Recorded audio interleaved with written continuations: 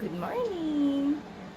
Today is yung schedule na ng aking last chemo and gumising tayo ng maaga 5 a.m. dahil nga syempre kahit na tayo magkikimo kailangan pa rin natin gampanan ng ating mga responsibilidad at yun ay ang maging isang ating ina ating ina, yan. So nagpa-plancha ako ngayon para sa uniform ng kapatid ko mula ngayong araw na to hanggang sa Biyernes. Kasi nga, for sure, pag nakimo tayo, manghihina na naman tayo. Hindi ako papayag na wala siyang masuot na uniform.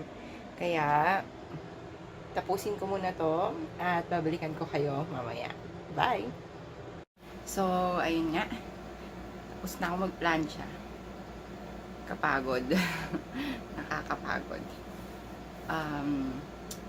Mamaya, bababa na rin ako para uminom ng water, mag-replenish ng mineral salt, and then, di ko na alam ano pa yung mga iba kong gagawin. Ayun. So, hello guys. Kaidlip ako. Inis. Ayun lang. Pero hindi ako nakaidlip na may salamin. Siyempre, kakalagay ko lang ng salamin. Pero nakaidlip ako. Kaya, anong petsa na? Maliligo na. Maliligo na ako para kapag-prepare. At, excited na ako. This is a video. Yeah! Ikaw. Ready ka na din ba? Hi! So, nakaligo na ako. Nakabihis na din. And ready na.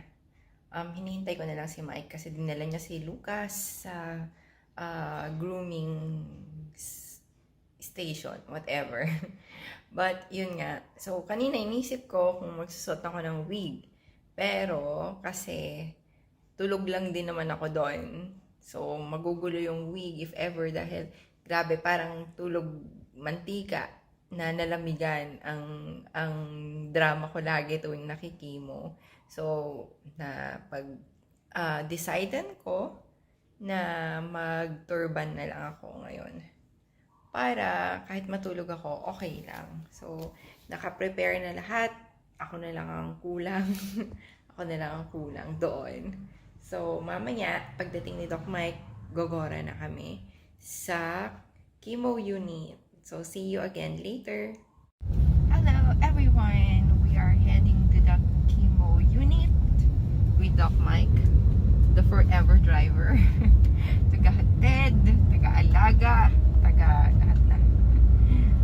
So, hindi ko alam ano mararamdaman ko today. It's been 1 month and 2 weeks since my last chemo. That was the 5th one. And now we're have our last chemo. And hirap pala mag-vlog, mahal. Hirap mag-vlog. Vlog mo sarili mo, ganun. Third patient ka daw. Ha? Third patient ka daw. Third patient? Oh, Jesus. Go. Okay. Third patient daw ako. Okay lang yan, ha? At least nasundo mo na si Sam later. Tapos so madami kami ngayon. Masaya. Masaya. Okay lang yan. Last na. So yun. Let's see later. And tomorrow and next na mga araw. Kung kumusta. Basta mahal. Excited ako na kinakabahan. Hindi ko na matandaan yung mga side effects ko dati. Tapos parang ayaw ko nung maramdaman. Parang good. So yun. Thank you so much for watching. We'll update you again. Bye!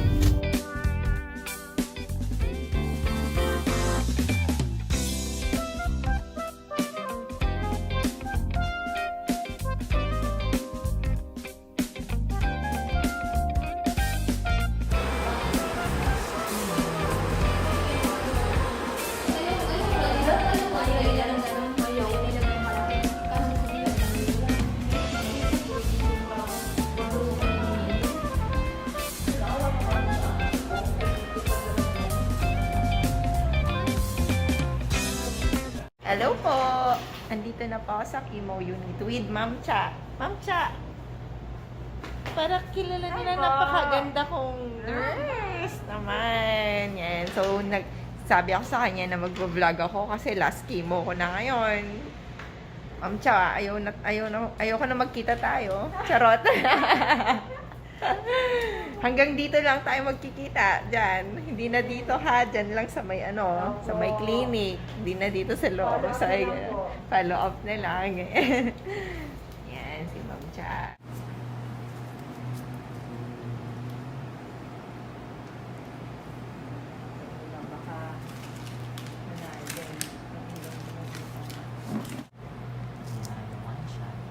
One shot.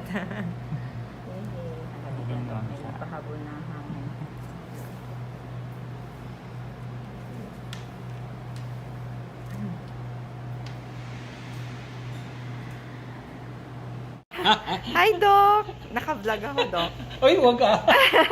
Hindi nga. Oo, Doc. Talaga, live yan. Hindi naman, Doc. Ay. Vlog lang, Doc. Hello. This is my doctor. Congratulations. Thank you, Doc. Yan. Nagpaalam Ito na- ako, ah. This is the moment na, This no? is the moment. Yes, so... Diba? you- Doktor pa yung magtatanggal ng Of IV ko. course, Grabe naman. diba? So, finally, you have completed your 6 cycles of chemotherapy, adjuvant chemotherapy. And this is the moment, diba? It's your graduation today. Yes, Doc. And this And should this be is the my moment. last. Yes, this will be your last chemotherapy. Dapat na. yung kita natin, Doc, kwentuhan tsaka monitoring lang. Correct. Hindi na chemo ulit. Yes. Never in this room again. Super. Yeah, diba? Momentous kasi yung pagkahugot nito eh. Matagal na dapat akong nag-vlog, Doc. So, Yes. Because lagi akong tulog. Una-una lagi akong tulog. Pangalawa, laging wala si Mike. Pero marami ka, di ba? Regular ka man nagbablog, di ba? Ano lang, Doc, lectures, ganun. Yung nga pala, lectures nga pala. Pero yung dinocument ko yung chemo ko, never pa. Eh, sabi ko kay Pero Mike. yung surgery mo, Yes po, document ang mo, na-document ko. yung from your private room going to the OR. Opo, Doc. And yung mismong mga from inside. So, pinaalam ko rin kay Doc Eileen. Sabi ko, Doc, baka pwedeng i-post ko yung Yes. yung mga pictures. Okay lang daw. Ako din palang magli-liberate sa'yo. Sorry, with alcohol pala. Masakit siya. Hindi naman po. Tapos naalala ko, okay. Ako nga rin pala yung patient. So, ako rin yung may consent. Na i-post yun. Today is the Liberation Day.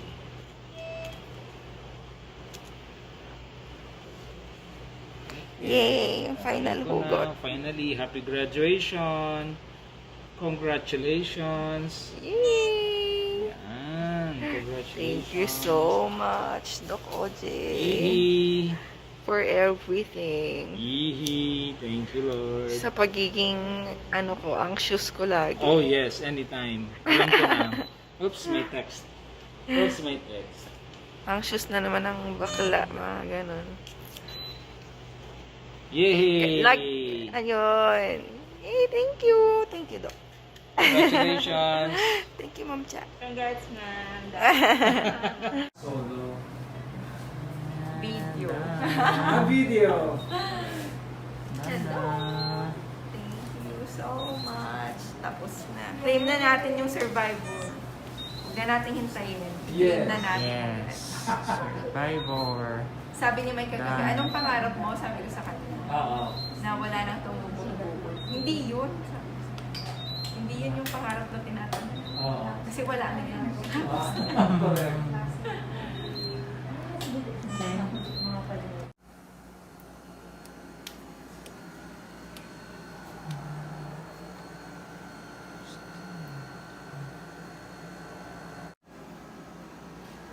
Ayan. Tulog pa rin po siya. It's 4:35 p.m. Gising na tulog. Charger. Na-charge din. Okay. Nasusuka pa rin po ako. Natulog si Madam.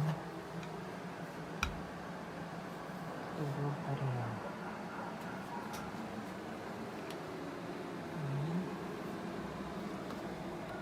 Breakfast.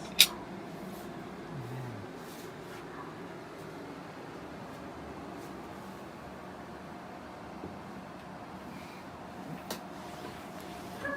Breakfast.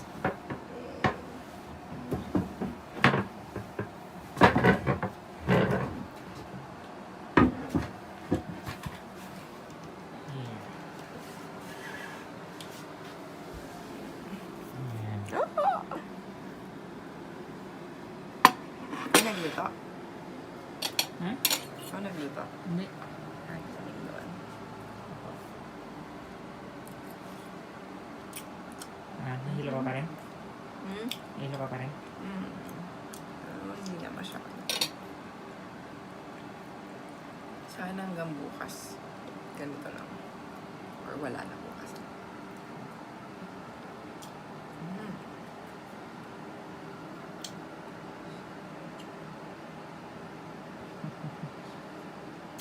Kumain ka rin. Hindi pa. First day. Hindi ako yung hilo, Mike. Mas nasusuka. Yung kaya ka nahihilo kasi parang nakatulong nga yung water kanina ng malamig.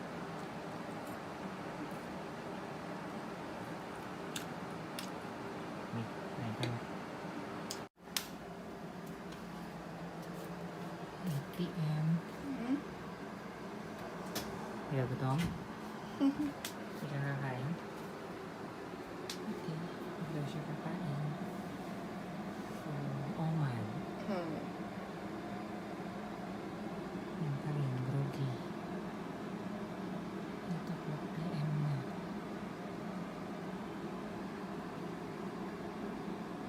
Hi. Day 2. Post-chemo.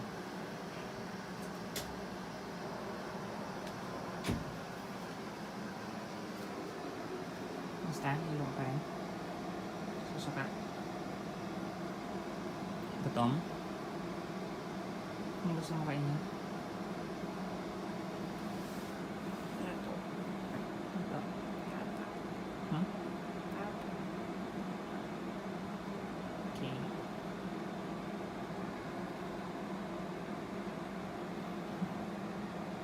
Angus hotdog. Wala na. Makain na ni Sam.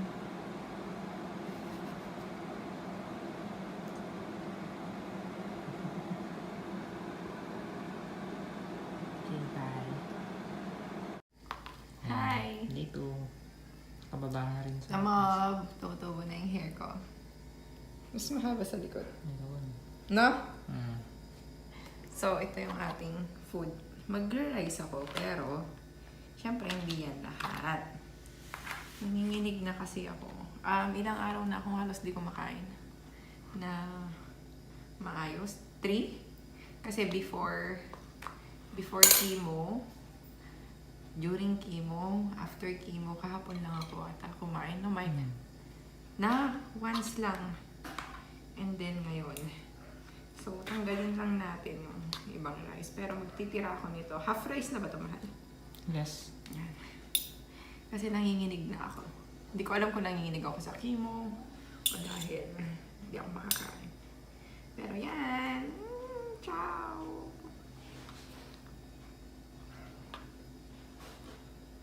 Hindi masama itong pag-rice ko. Para sa iba na parang, oh, bakit ka mag-rice? Wala pa tong ano. This is just 25 grams. Tama, Mike, no? Half. 25 grams of carbs. And you might not know, baka ito lang ulit ang meal ko for today. So, maburburn ko rin siya because halos naka-fasting ako ng ilang oras. So, magde-decide pa ako kung kakainin ko rin tong saba. Let's see. Ang sarap.